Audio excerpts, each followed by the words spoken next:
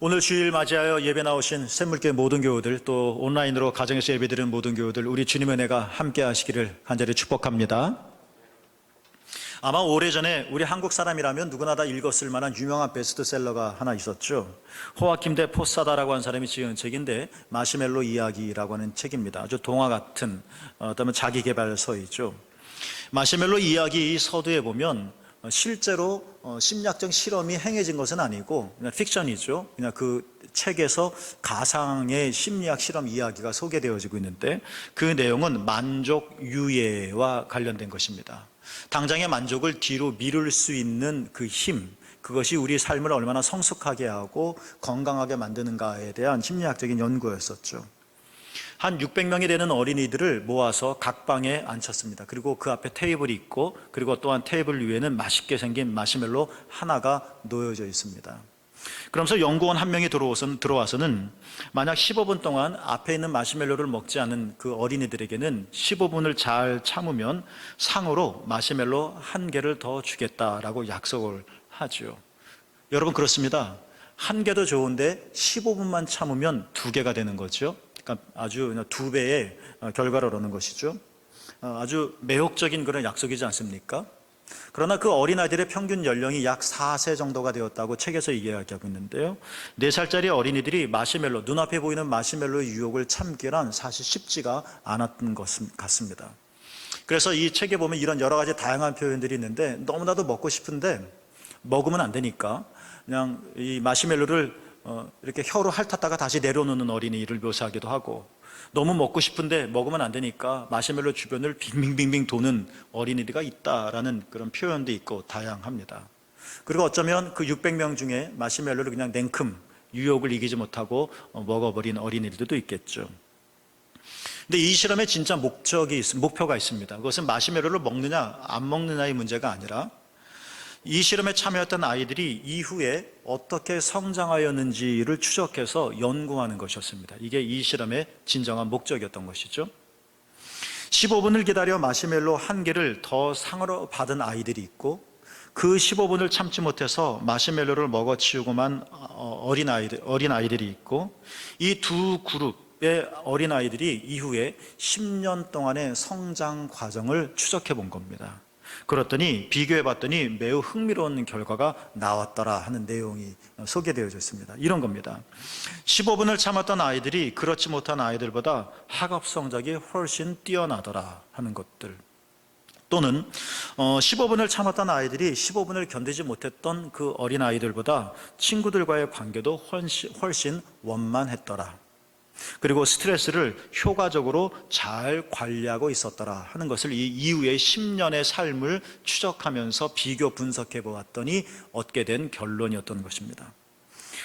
하루 24시간 중에 15분, 굉장히 짧은 시간이죠.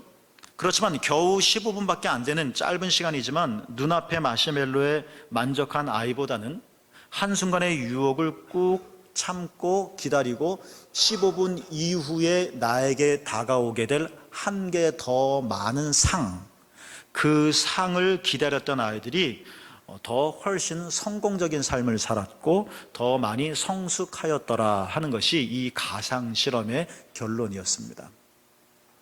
그렇습니다. 여러분, 성숙한 삶을 위해서는 당장의 만족을 뒤로 미룰 수 있는 힘이 우리에게 필요합니다. 예를 들어 어린아이들이 그런 경우 있죠. 배불러요. 근데 지금 맛있는 게 있어요. 먹을 것이냐 말 것이냐. 그렇죠? 다이어트를 해요. 근데 맛있는 음식, 케이크 있어요. 먹을 거냐 말 거냐, 뒤로 미룰 거냐. 심리학자들의 연구에 의하면 내 아이는 굉장히 머리가 좋고 명석한 것 같은데 학업 성적은 떨어져.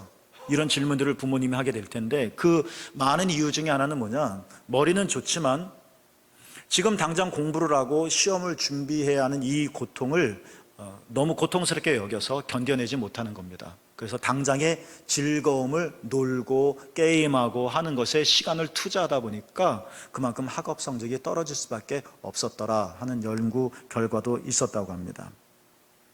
이렇게 당장 모든 일은 아니지만 정말 우리에게 필요한 일을, 우리에게 중요한 일을, 내가 바라고 기대하는 즐거운 일들을 잠깐 상징적으로 15분을 뒤로 미룰 수 있는 이 힘, 능력, 이것이 우리에게 필요한 건데, 그래야 우리의 삶이 마시멜로 한 개를 더 얻는 것처럼 윤택해지게 되어지고 내적으로도 단단해지며 성숙해지는 것인데, 그런데 왜 많은 사람이 당장의 만족을 뒤로 미루지 못하는 것일까? 냉큼 그 하나 먹어버려서 15분을 견디지 못해서 한 개 더 얻을 수 있는 너무나도 큰 멋진 상을 포기할 수밖에 없는 것일까 하는 것입니다. 그 이유가 있는데, 그것은 나중의 시간, 그러니까 15분이 이래겠죠. 나중의 시간을 보장받지 못할지도 모른다는 불안감 때문이라는 것입니다.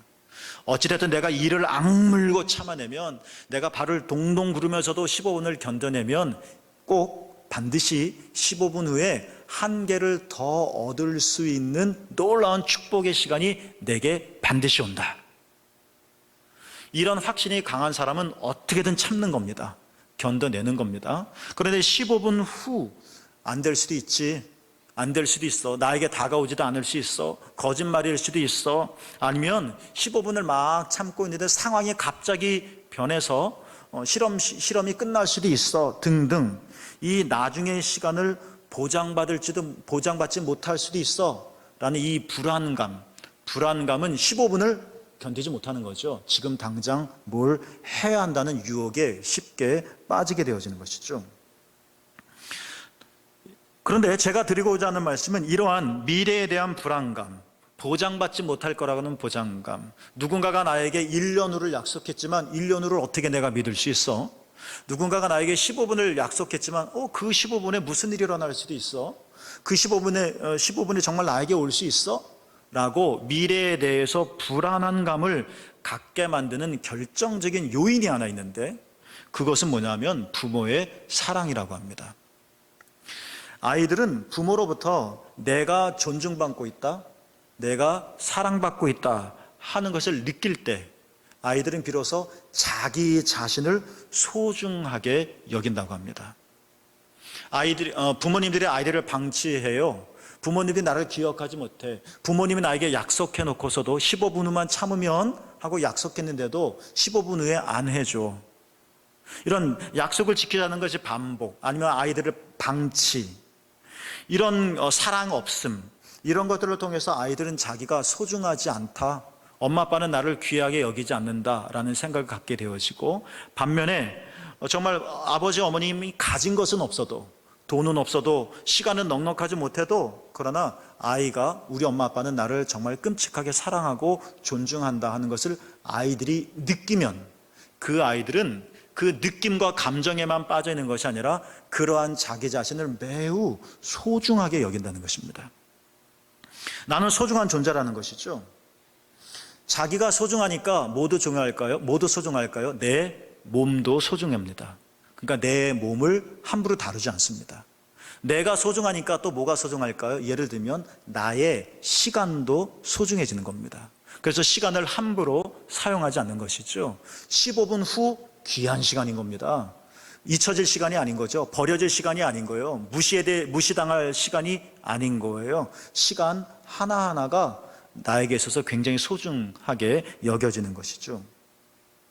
이런 아이들은 내버려질, 그리고 빼앗길 것에 대한 두려움을 갖는 대신에, 이런 아이들은 세상은 자신이 살기에 안전한 장소이고 필요할 때는 언제나 내가 보호를 받을 수 있다라는 확신을 갖고 삽니다. 그래서 성경의 표현대로 땅이 흔들리고 산이 요동치고 바다가 풍랑이 일고 세상이 혼동스럽고, 지금 요즘 우리가 그렇잖아요. 내일을 예측할 수 없고 불안하고, 이런 요동치는 이 세상 속에서도 이러한 내가 아버지 어머니의 사랑을 받은 자, 나는 소중한 존재다라는 경험과 이런 체험을 한 아이는 이 혼란 속에서도 뚜벅뚜벅 자기의 길을 걸어간다는 것입니다. 내가 지금 가지는 것을 빼앗기지는 않을 거야. 세상이 아무리 이렇게 요동쳐도 내게 15분 후에 약속된 것은 소멸되지 않을 거야 라는 안정감, 평화를 갖기 때문에 흔들리지 않는다는 것입니다. 자, 여러분, 제가 심리학 얘기를 여러분에게 해드리려고 하는 것은 아니고, 히브리 기자가 오늘 본문에서 예수님 이야기를 하고 있습니다. 12장 2절에서 아주 짤막하게 언급하고 있죠. 믿음의 주여 또 온전하게 하시는 이인 누구를 바라보자? 예수를 바라보자. 따라 볼까요? 예수를 바라보자. 여러분, 예수를 왜 바라보자고 그랬을까요? 예수님 사진을 멀뚱멀뚱 바라보자는 것일까요? 예수님 어떻게 생겼는지 한번 쳐다보자는 걸까요? 예수님 시선에 빼앗기지 말자는 이야기일까요? 예수를 바라보자 하는 그 바라보자라고 하는 의미가 무엇일까요? 왜 예수를 바라보라는 것일까요? 본문에서 계속 말하고 있죠. 예수님은 그 앞에 있는 기쁨을 위하여 십자가를 참으사 부끄러움을 개의치 아니하시더니 하나님 보좌 우편에 앉으셨느니라. 할렐루야. 여러분, 이 예수를 바라보자는 것입니다. 예수님이 이런 분이시니까 이러한 예수님을 바라보라는 것입니다. 그냥 시각으로 쳐다보라는 이야기가 아니라 예수님의 이 하나님을 향한 이 믿음을 이제 또 뒤에 말씀드릴 텐데 우리가 그대로 본받자 하는 것입니다. 바라보자라는 이야기가 그런 것이죠. 히브리 기자가 이야기합니다. 예수님은 어떻게 하셨다? 십자가를 참으셨다. 예수님은 어떻게 하셨다? 부끄러움을 개의치 않으셨다. 여러분, 십자가는 견딜 수 없는 고통이지 않습니까? 웃으면서 십자가를 질 사람은 아무도 없을 겁니다. 할 수 있으면 벗어버리고 싶은 것이 십자가인 것이죠. 부끄러움을 개의치 아니하셨다. 동양 사람들은 수치심을 참 견디기 어려워합니다. 동양 사람들은 유교적인 전통이 있기 때문에 아주 조롱받고 멸시받는 것을 참 힘들어하죠. 그런데 예수님은 부끄러움을 개의치 않으셨다. 벌거벗겨진 채 내 있는 민낯이 그대로 노출되어진 이 상황, 부끄러워서 숙이고 싶고 숨고 싶은 이 상황인데도 예수님은 전혀 개의치 않으셨다. 십자가와 부끄러움은 현재죠. 지금 예수님께서 당하시는 십자가고 지금 예수님께서 겪는 부끄러움이죠. 그런데 예수님은 그것을 전혀 신경 쓰지 않으셨다. 현재의 일을 묵묵히 받아들이셨다. 왜 그랬을까요? 오늘 본문에서 매우 중요한 이야기를 합니다. 그는 그 앞에 있는 기쁨을 위하여, 따라 볼까요? 기쁨을 위하여. 그것은 미래의 이야기죠. 지금은 십자가잖아요. 지금은 부끄러움이잖아요. 그런데 요거 은유적인 표현으로 15분만 잘 이겨나가면 뭐가 있어요? 기쁨이 있는 거예요. 15분 참았는데 그 기쁨이 안 오면 어떡하지? 내가 한번 참아보려고 하는데 진짜 있을까? 이런 의심과 걱정과 불안이 있으면 참아내려고 하는 힘이 떨어지겠죠. 그러나 예수님은 조금도 요동치지 않으시는 거예요. 괜히 이를 악물고 의지가 뭐 같아서 참으시는 분이 아니라 예수님은 십자가를 참으시고 부끄러움을 개의치 않으셨었던 그 이유가 있는데 뭐예요? 그 앞에 있는 미래죠. 그 앞에 있는 기쁨을 위하여. 둘 중에 우리를 보고 선택하라고 하면 기쁨을 선택하겠죠? 당장의 기쁨.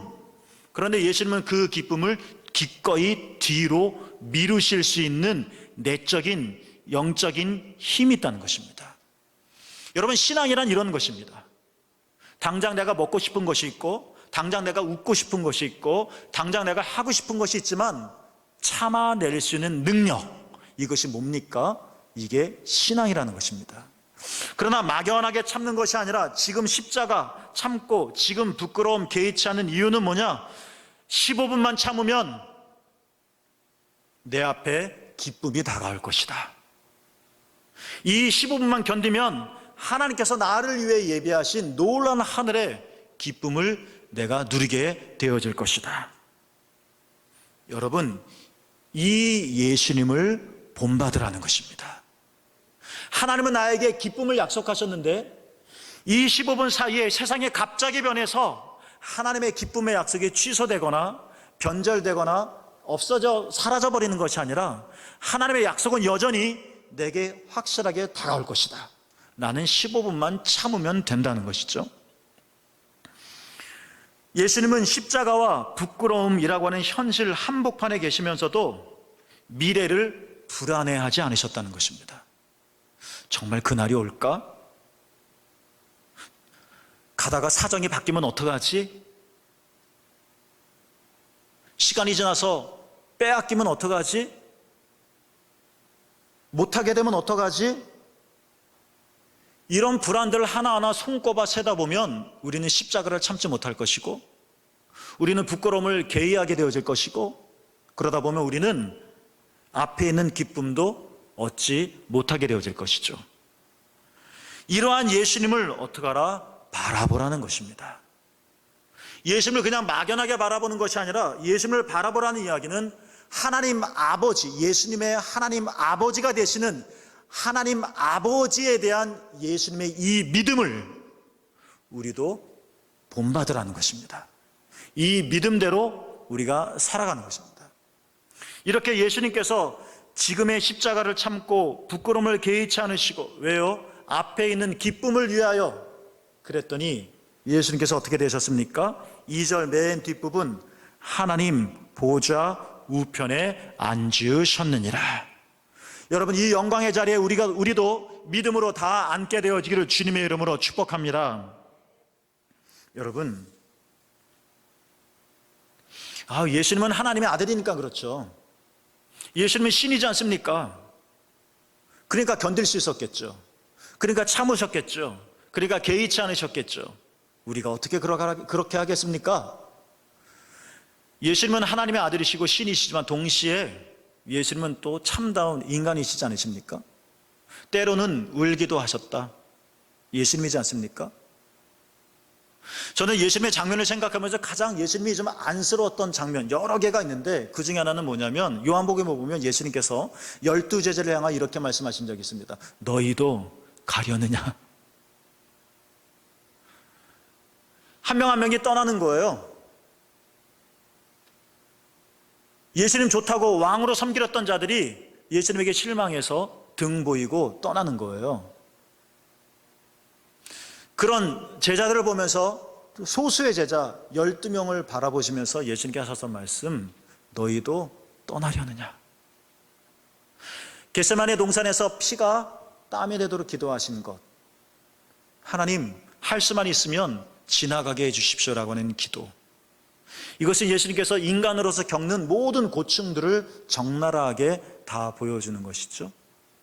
그러니까 예수님은 허리에 창이 찔리는 고통, 십자가 가시가 머리를 찌르는 아픔, 사람들로부터 침뱉음을 받음, 욕설을 들음, 무엇보다도 뼈가 꺾이고, 그리고 십자가에서 반나절 이상 고통을 받으시다가 죽으시는 이 모든 행위는 신이기 때문에 넉넉히 참을 수 있는 행위가 아니라 인간으로서 모든 고통을 받으신 거죠. 우리와 똑같은 이 인간으로서 예수님, 사람의 아들로서 예수님이 십자가를 참으시고 부끄러움을 개의치 하지 않으셨다. 이거는 예수님만이 할 수 있는 것이 아니라 우리도 가능하다는 것입니다. 예수님은 어떻게 이런 일을 하실 수 있었던 것일까요? 저는 성경에서 많은 좋은 말씀들이 있는데 그 중에 제가 특별히 각별하게 좋아하는 한 말씀은 예수님께서 공생애를 시작하시면서 요단강에서 세례를 받으실 때 하나님께서 하신 말씀이었습니다. 마태복음 3장 17절에 보면 하늘문이 열렸다고 그랬죠. 하늘문이 닫히지 않았습니다. 열렸다고 했습니다. 친밀함을 상징하는 거겠죠. 하나님께서 하늘문을 닫으셨다면 나와 상관없다는 의미일 텐데 여셨다는 거지 않습니까? 또 성령이 비둘기같이 임하였다. 온유함과 부드러움을 또 의미한다고도 할 수 있겠죠.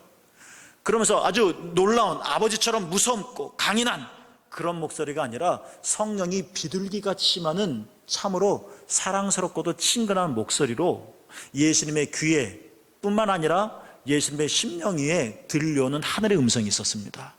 뭐지요? 이는 내 사랑하는 아들이요 내 기뻐하는 자라 하는 것이었습니다. 예수님의 3년 공생애가 쉽지는 않았을 것입니다. 우리가 어찌 예수님의 고통을 따라갈 수 있겠습니까? 우리가 어찌 예수님의 비슷한 삶을 살 수 있겠습니까? 상상할 수 없죠. 예수님께서 이 산을 넘어갈 때마다 얼마나 아프셨겠습니까? 저는 상상하죠. 십자가를 질 때마다, 제자들이 떠날 때마다, 사람들이 모욕할 때마다, 쫓겨다니실 때마다, 머리 둘 곳이 없을 때마다, 풍랑 한복판에서 예수님은 이 말씀을 영혼 안에 잘 간직하시고 날마다 재생 반복하시고 메아리 치시면서 이 고비고비를 넘어가셨을 거라는 것입니다. 그 말씀이 뭐라고요? 예수야, 너는 내가 사랑하는 아들이고 예수야, 너는 내가 기뻐하는 아들이다. 사랑하는 샘물교회 여러분, 여러분 모두도 하늘문이 열리고 성령이 비둘기 같이 내려서 여러분에게 이 음성이 들려질 수 있게 되기를 주님의 이름으로 축복합니다. 그러니까 예수님은 당신의 아버지, 하나님 아버지께서 나를 이렇게 사랑하시는구나.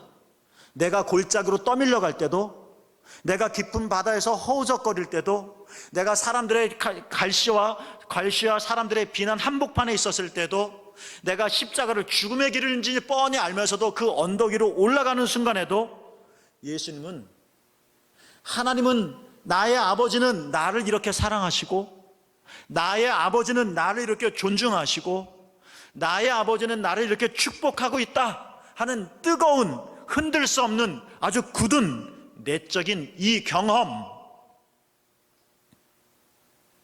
그래서 지금의 고난을 견디실 수 있었고, 십자가를 참으실 수 있었고, 부끄러움을 개의치 않으실 수 있었고, 미래에 대한 불안을 넉넉히 이겨나갈 수 있었던 것이죠.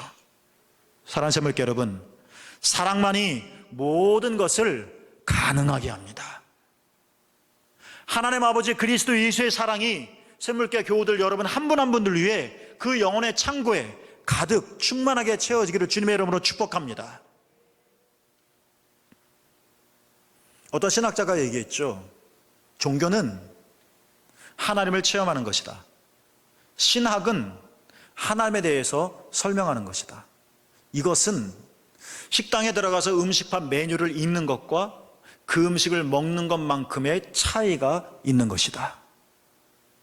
여러분, 하나님의 사랑이 여러분에게 실제의 고백이 되어지기를 축복합니다.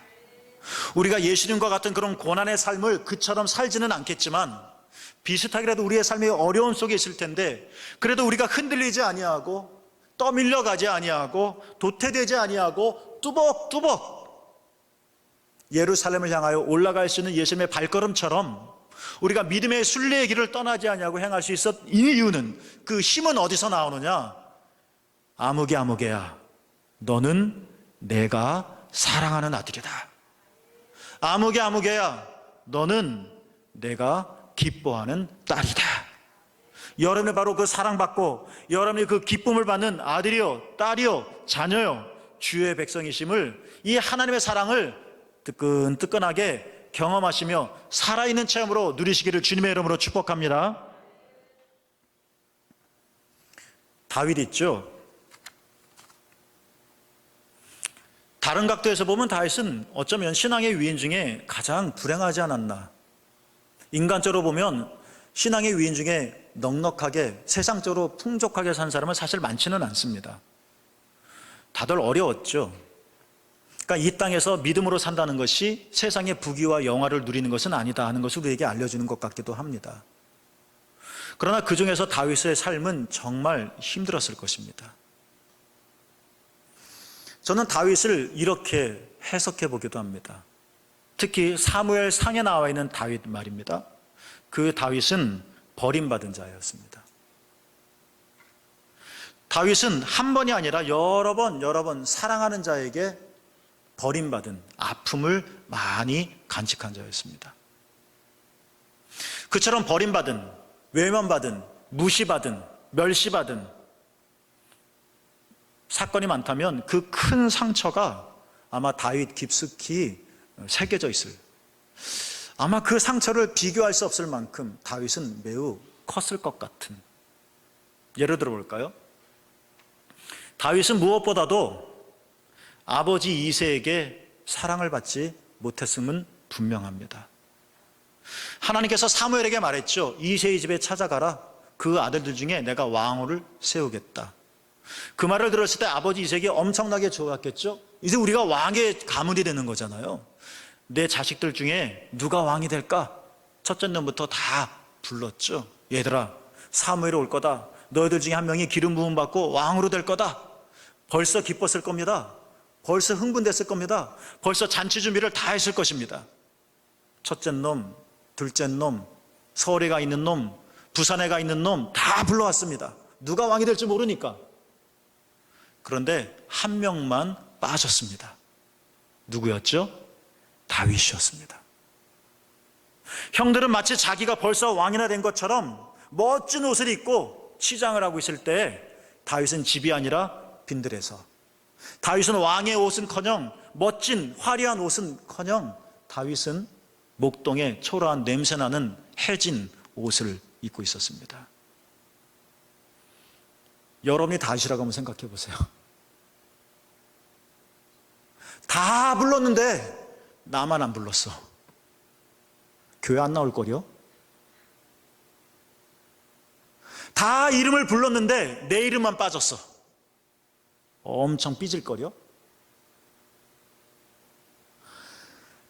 100번 양보해서, 야, 막내가 어떻게 왕이 되겠냐, 형들이 있지, 양보해라, 이게 2세의 마음이라 할지라도 형 누군가가 왕이 된다면 다윗아 와서 형을 축복해줘라, 이래야 되지 않았었을까요? 부르지도 않았습니다. 초청장도 발송하지 않았습니다. 다들 기뻐할 때 다윗은 외로웠고 슬펐고 혼자 남았습니다. 버려진 다윗을 여러분 한번 상상해 보십시오. 마음이 찢어지고 산산이 조각나지 않았었을까요?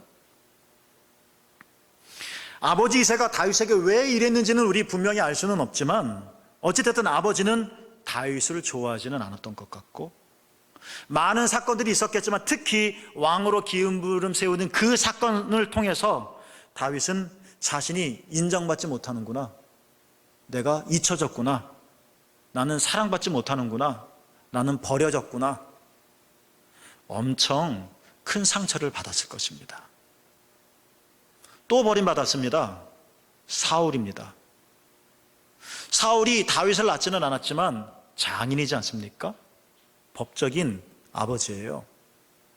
친아버지에 대한 그런 아픔이 있다면 장인에 대한 은근한 기대가 있었을는지도 모르겠습니다. 자기가 사랑하는 미갈의 아내의 친아버지니까. 그런데 이 사울은 다윗을 위하기는커녕 오히려 죽이려고 달려들었습니다. 창을 휙휙 다윗을 향하여 내던졌습니다. 이런 끔찍한 위협이 여러분 눈앞에 휙휙 지나간다고 한번 생각해 보십시오. 어땠을까? 다윗이 많은 사람에게 버림받고 외면을 받았는데 또 하나 충격적인 버림받은 사건이 하나 있습니다. 누굴까요? 다윗의 엄마입니다. 엄마 얘기는 한 번도 안 나옵니다.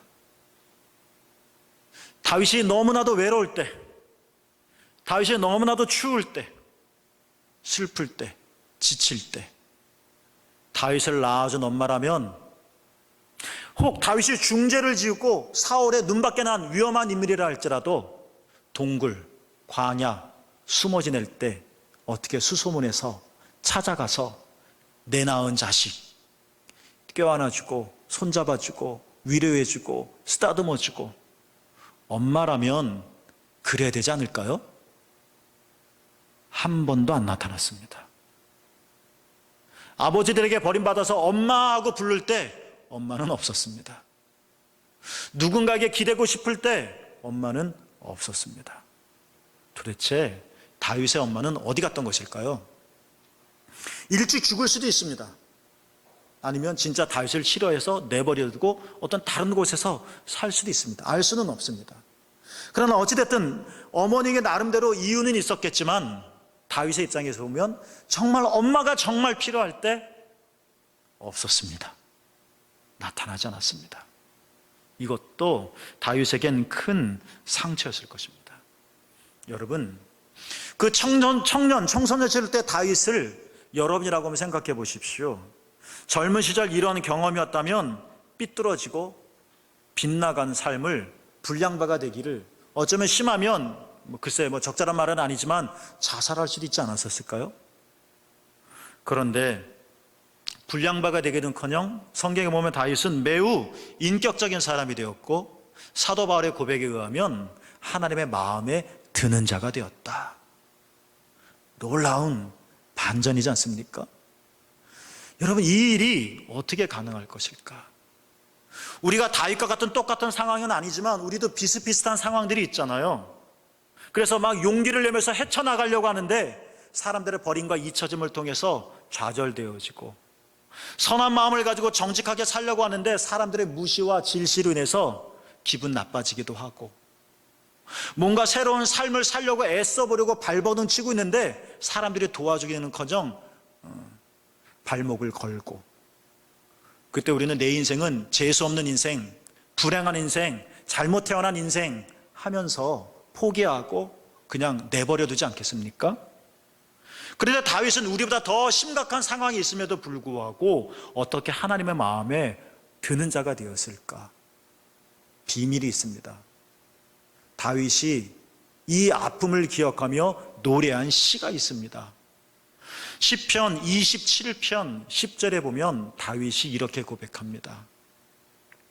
내 부모는 나를 버렸으나 여호와는 나를 영접하시리이다. 여러분, 이게 비밀이라는 것입니다. 세상에 완벽한 사람은 아무도 없죠. 부모가 아무리 자식들에게 잘해준다 할지라도 상처를 받을 수밖에 없습니다. 친구들이 선생님이 아무리 위한다 할지라도 다 죄인이고 완전하지 않기 때문에 우리는 거기서 외로움을 겪게 되어지기도 하고, 우리 주변의 사람들 때문에 뭔가 즐거운 일들이 있지만 마음 한곁에는 우리는 큰 아픔과 상처를 당하지 않을 수가 없을 겁니다. 다윗은 그때 하나님을 우러러 보았습니다. 여기저기 다 버림받아서 만신창이가 되어진 다윗이었었지만, 그러나 다윗에겐 누가 계셨습니까? 하나님이 계셨습니다. 하나님은 다윗을 잊지 않고 그 광야 아둘람들에도 찾아가셨고, 하나님은 다윗을 잊지 않으시고 그 전쟁의 위기 속에서도 함께 하셨으며, 더 놀라운 것은 다윗이 하나님을 자기의 아버지로 삼았다는 것입니다. 그래서 친아버지로부터 받지 못했던 것들을 하나님의 더 크고 위대한 사랑으로 채웠고, 친어머니에게 버림받은 이 공허한 마음들을 더 위대하고 놀라운 하나님의 사랑으로 메꿔 나가서, 아버지 이세와 이름도 모르는 엄마가 줘야 하는, 그러나 주지 못했던 이 빈 공간을 하늘의 것들로 더욱더 꽉꽉 채워 나갔던 것입니다. 우리의 삶의 조건이 완벽한 사람은 아무도 없을 것입니다. 나는 건강해, 근데 돈이 없을 수도 있습니다. 나는 돈 걱정은 안 해, 그런데 관계가 온전하지 못한 사람이 있을 것입니다. 나는 관계는 너무나도 좋아, 그런데 능력이 없을 수도 있을 것입니다. 나는 이것도 좋고 저것도 다 좋은데 시대를 잘못하고 난 것 같아 라는 사람도 있을 것입니다. 나는 왜 열심히 사는데 성과가 안 나타나는 거지? 내 삶의 조건에 정말 틱틱거리며 불만족스러운 것들이 많이 있을 겁니다. 그러나 하나 완전한 것이 있는데 그분은 바로 하나님이시라는 것입니다. 여러분, 혹 누군가가 나를 떠나고 외면한다 할지라도 여러분, 하나님은 언제나 여러분과 함께 하십니다. 그러니까 우리가 기도하고 묵상하고 신앙생활하면서 우리도 볼 수 있기를 원합니다. 하늘문이 열려지고 성령이 비둘기같이 임하여 정말 가장 온유하고 가장 부드러운 음성으로 내 영혼에게 들려오는, 아무개야, 내가 이렇구나, 아무개야, 그러나 나는 너를 사랑하고 나는 너를 기뻐한다. 이 주님의 음성이 여러분 영혼 속에 날마다 재생반복되고 또 메아리칠 수 있게 되기를 주님의 이름으로 축복합니다. 우리는 지금 매우 참 아슬아슬한 삶을 살아가고 있습니다. 물질주의, 성공주의, 경쟁주의에 치우쳐 삶이 무척 피곤합니다. 내가 이러한 주위에 태어났기 때문에 내가 이 세상이 이러한 주위에 있다는 것조차도 모릅니다. 마치 물고기가 물에서 태어났기 때문에 이게 물인지 모르는 것처럼 말입니다. 여러분, 한 학생의 대학교가 초등학교 때 결정되어진다는 것이 말이나 되는 이야기입니까? 그러면 중학교, 고등학교 6년 동안은 아무 의미 없는 것입니까? 그런 학교를 왜 다녀야 되는 겁니까? 비상식적이고 뭔가 크게 잘못된 삐뚤어진 사회이죠. 우리는 이 사회 속에서 피할 수 없어서, 더구나 요즘은 코로나 때문에, 또 폭염 때문에, 다른 나라는 또 폭설 때문에, 기후변화 때문에, 코로나도 기후변화로 인한 것입니다. 기후가 변하니까 열대의 바이러스들이 점점 북쪽으로 올라오는 것이고, 이런 기후변화가 이 여러 전염병도 일으키는 것이죠. 또 태풍 때문에 우리의 삶은 점점 빡빡해지는 것 같습니다. 그러다 보니 몸도 여기저기 아파옵니다. 삶이 편하지가 않습니다. 마음이 넉넉하지가 않습니다. 현재는 십자가처럼 고통스럽고 미래는 불안하기만 합니다. 나는 은퇴하면 제대로 살 수 있을까? 코로나 사회에 대한 석학들의 글들을 분석해 보니까 몇 가지 공통된 내용들이 있는 것 같습니다. 그 중에 하나는 무엇이냐면 이런 것입니다. 당연하게 생각했던 세상인 이제 결코 당연하고 견고한 세상이 아니라는 것입니다. 내가 찰떡같이 믿었는데 아니라는 겁니다. 아니라는 겁니다. 내가 살고 있는 집 당연할까요? 당연하지 않습니다. 법과 제도가 바뀌면 또 어떻게 될지 모르는 것입니다. 내가 다니고 있는 직장 당연한 것일까요? 옛날에는 평생 직장이었지만 요즘은 그런 말도 없잖아요. 당연할까요? 나는 뭐만 하는 자신해요. 자신할 수 있는 걸까요? 내 인간관계, 사람들이 여러분을 정말 끝까지 함께 할까요? 내 돈, 은행에 있는 쌓여놓는 돈, 그 돈, 잠언도 말하고 있지만 하나님이 후 하고 한번 불면 날아가는 게 돈입니다. 사건 크게 한번 나면 살아 없어져 버리는 게 돈인 거예요. 내가 당연하게 여겼던 것들이 알고 봤더니 떨어지는 낙엽처럼 우르르 무너지는 것들을 우리는 지금 목격하고 있습니다. 이 세계 당연하지 뭐. 내일도 당연할 거야. 1년 후도 당연할 세상이지. 근데 당연하지 않은 세상이 되어졌습니다. 전염병은 간격이 점점 좁아지게, 짧아져서 반복될 거라고 이야기하죠. 백신이 만들어져도 문제가 해결되어지지는 않습니다. 백신은 화학 약품이기 때문에 그렇습니다. 백신이 만들어진다 할지라도 주기가 워낙 짧아지기 때문에 만들어지는 기간, 또 배포하는 기간 살펴보면 백신을 투여받는 그 시간 이전에 이미 몸은 다 망가지고 사회와 경제도 무너지게 되어질 것입니다. 이게 석학들의 공통된 이야기입니다. 제가 불안을 조종하는 것이 아니라 이 세계가 지금까지 우리가 생각해왔던 것처럼 결코 안전하지 않다는 점을 말씀드리려고 하는 것입니다. 이러한 과정들을 겪으면서 우리는 그동안 우리가 눈에 보이는 것이 안전하다고 생각하며 물질적인 것이 내 삶을 보장한다고 생각해왔던, 지나치게 중요하게 여겨왔던 우리의 어리석음을 생각하면서 진짜 나를 살리는 것이 무엇인지, 진짜 내게 힘이 되는 것이 무엇인지, 나로 분명한 방향을 지우게 하는 것이 무엇인지 깨달아야 한다는 것입니다. 이게 호모 사피엔스라는 겁니다. 여러분, 예수 그리스도의 십자가만이 나를 살립니다. 우리가 좀 덜 가져도 예수님이 나를 이렇게 사랑하시는구나 하는 이 뜨끈뜨끈한 마음을 가지고 있다면 우리는 십자가를 참을 수 있고 부끄러움을 개의치 않을 수 있다는 것입니다. 하나님이 나를 엄청나게 사랑하신다는 것을 내 가슴과 내 영혼으로 고백할 수 있다면 우리는 앞에 있는 기쁨을 불안감으로 대하는 것이 아니라 확신과 평안함으로 대할 수 있고 맞이하게 된다는 것입니다. 샘물교 여러분, 기적은 갑자기 일어나는 것이 아닙니다. 기적은 멍하니 있다가 번개치듯이 떨어지는 것이 기적이 아닙니다. 현상적으로는 기적, 정말 어느 날 갑자기 기적 같아 보이지만 그 전에 나도 모르게 내가 얼마나 많은 믿음의 준비를 했고 주님도 이 기적을 행하기 위해서 하늘에서 얼마나 많은 준비를 하셨는지 우리는 다 지나게 되면 알게 되어지는 것처럼, 여러분, 진짜 기적은 문제가 안개처럼 갑자기 사라져버리는 것이 기적이 아니라 어느 날 눈 떠봤더니 코로나가 내일 끝났더라, 이게 기적이 아니라 이 문제를 내가 뛰어넘고, 내가 못할 줄 알았는데 이 문제를 뛰어넘고, 내가 이 문제에 끌려다닐 줄 알았는데 더 이상 영향받지 않은 존재로 서 있게 되는, 이것이 가장 중요하고도 위대한 기적인 것입니다. 여러분, 하나님이 여러분과 함께 하십니다.